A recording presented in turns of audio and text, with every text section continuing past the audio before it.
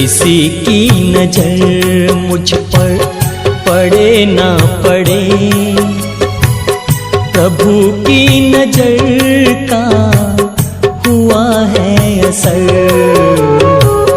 ओम शांति। 13 अप्रैल 2025। सुनते हैं आज के अव्यक्त महावाक्य के कुछ मुख्य पॉइंट। रिवाइज मुरली की डेट है 31/12/2004।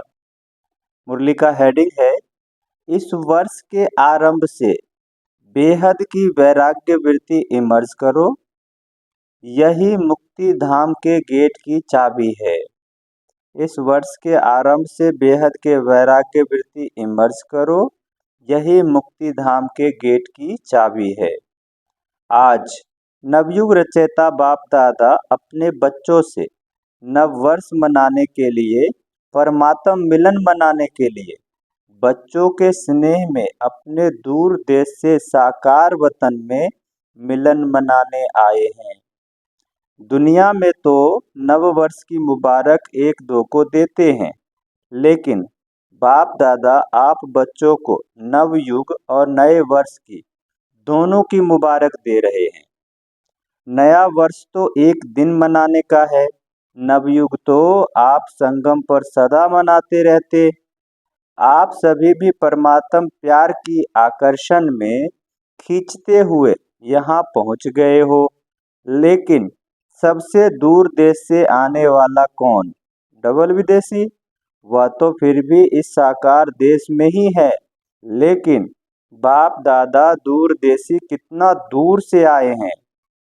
हिसाब निकाल सकते हैं कितना माइल से आए हैं? तो दूरदेशी बाप दादा चारों ओर के बच्चों को, चाहे सामने डायमंड हॉल में बैठे हैं, चाहे मधुबन में बैठे हैं, चाहे ज्ञान सरोवर में बैठे हैं, गैलरी में बैठे हैं, आप सबके साथ जो दूर बैठे देश विदेश में बाप दादा से मिलन मना रहे हैं, बाप दादा देख रहे हैं सभी कितने प्यार से दूर से भी देख रहे हैं और सुन रहे हैं। तो चारों ओर के बच्चों को नवयुग और नए वर्ष, बाबा ने कहा, तो चारों ओर के बच्चों को नवयुग और नए वर्ष की पदम गुना मुबारक हो, मुबारक हो, मुबारक हो। बच्चों को तो नवयुग नैनों में समाया हुआ है ना, बस आज संगम पर है, कल अपने नवयुग में राज्य अधिकारी बन राज्य करेंगे। इतना नजदीक अनुभव हो रहा है। आज और कल की बात है, कल था फिर कल होना है। अपने नवयुग की गोल्डन युग की गोल्डन ड्रेस सामने दिखाई दे रही है, कितनी सुंदर स्पष्ट दिखाई दे रही है। आज साधारण ड्रेस में है और कल नवयुग की सुंदर ड्रेस में चमकते हुए दिखाई देंगे। नव वर्ष में तो एक दिन के लिए एक दो को गिफ्ट देते, लेकिन नवयुग रचयिता बाप दादा आप सबको गोल्डन वर्ल्ड की सौगात दी है, जो अनेक जन्म चलने वाली है। विनाश, बाबा ने कहा, विनाशी सौगात नहीं है, अविनाशी सौगात बाप ने आप बच्चों को दे दी है। याद है ना? भूल तो नहीं गए हो? सेकंड में आ जाता है, बाबा ने कहा सेकंड में आ जा सकते हो।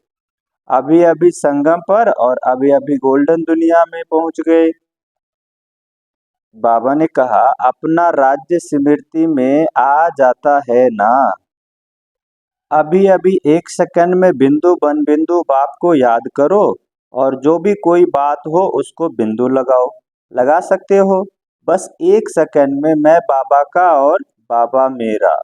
अच्छा, अभी चारों ओर के नवयुग नए युग के मालिक बच्चों को, चारों ओर के नए वर्ष मनाने वाले उमंग उत्साह वाले बच्चों को, सदा उड़ते रहना और उड़ाते रहना ऐसी उड़ती कला वालों बच्चों को, सदा तीव्र पुरुषार्थी द्वारा विजय माला के मन के बनने वाले विजयी रत्नों को बाप दादा का नए वर्ष और नए युग की दुआओं के साथ साथ पदम गुना थालियां भर भर के मुबारक हो, मुबारक हो।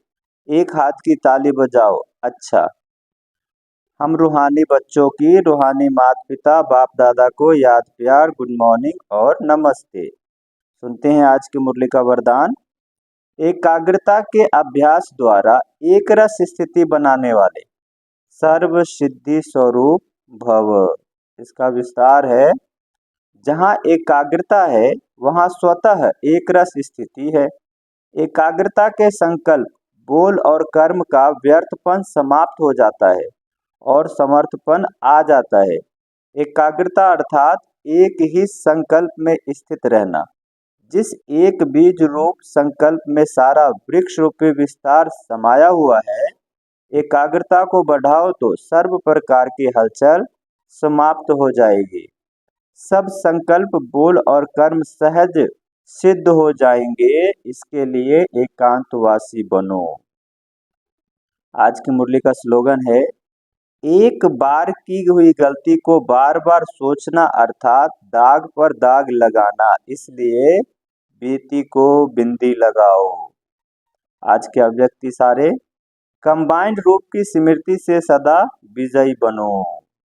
जैसे इस समय आत्मा और शरीर कंबाइंड है, ऐसे बाप और आप कंबाइंड रहो। सिर्फ यह याद रखो कि मेरा बाबा। अपने मस्तक पर सदा साथ का तिलक लगाओ। जो सुहाग होता है, साथ होता है, वह कभी भूलता नहीं। तो साथी को सदा साथ रखो। अगर साथ रखेंगे तो साथ चलेंगे। साथ रहना है, साथ चलना है और हर सेकंड में, हर संकल्प में साथ ही है। अच्छा, ओम शांति।